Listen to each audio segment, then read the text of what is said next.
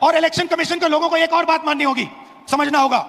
ಇವತ್ತು ಎಲೆಕ್ಷನ್ ಚುನಾವಣೆ ಆಯೋಗದವರು ಜನರ ಹತ್ರದಿಂದ ಕೇಳಂತ ಮತ್ತೊಂದು ಪ್ರಶ್ನೆಗೆ ಉತ್ತರ ಕೊಡಬೇಕಾಗ್ತದೆ. हमें एक सीट की सच्चाई निकालने के लिए 6 महीने लगे, ನಮಗೆ ಒಂದು ಸೀಟಿನ ವಾಸ್ತವಾಂಶ ತೆಗೆದಷ್ಟರಲ್ಲಿ 6 ತಿಂಗಳಿನ ಕಾಲಾವಧಿ ಬೇಕಾಗಿತ್ತು. मगर अगर आपने हमें डेटा नहीं दिया तो हम ये काम एक नहीं 10, 15, 20, 25 सीटें में भी कर सकते हैं। ನೀವೇನಾದ್ರೂ ನಮ್ಗೆ ಈ ಮಾಹಿತಿನ ಕೊಟ್ಟಿಲ್ಲ ಅಂದ್ರೆ ನೇರವಾಗಿ ನಾವು ನಿಮ್ಗೆ ಹೇಳ್ತಾ ಇದೀವಿ, ಒಂದು ಕ್ಷೇತ್ರ ಅಲ್ಲ, 5, 10, 15, 25 ಕ್ಷೇತ್ರಗಳಲ್ಲಿ ನಾವು ಈ ಮಾಹಿತಿನ ಸಂಗ್ರಹ ಮಾಡಿ ಬಹಿರಂಗ ಮಾಡ್ತೀವಿ. पेपर कॉपियां हैं हमारे पास, ನಮ್ಮ ಹತ್ರ ಮಾಹಿತಿ ಇದೆ ಇದ್ರ ಬಗ್ಗೆ.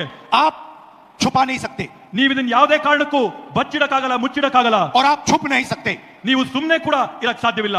एक ना एक दिन आपको ऑपोजिशन का सामना करना पड़ेगा। ಒಂದಲ್ಲ ಒಂದಿನ ನೀವು ವಿರೋಧ ಪಕ್ಷಗಳನ್ನ ಎದುರಿಸಲೇಬೇಕಾಗುತ್ತೆ ಅಂತ ಹೇಳ್ತೀನಿ ಈ ಸಂದರ್ಭದಲ್ಲಿ. हर ऑफिसर को और इलेक्शन कमिश्नर को यह बात अच्छी तरह समझ लेनी चाहिए। ಚುನಾವಣೆ ಆಯೋಗದ ಪ್ರತಿಯೊಬ್ಬ ಅಧಿಕಾರಿಗೆ, ಅವರ ಮುಖ್ಯಸ್ಥರಿಗೆ, ಪ್ರತಿಯೊಬ್ಬರಿಗೂ ಕೂಡ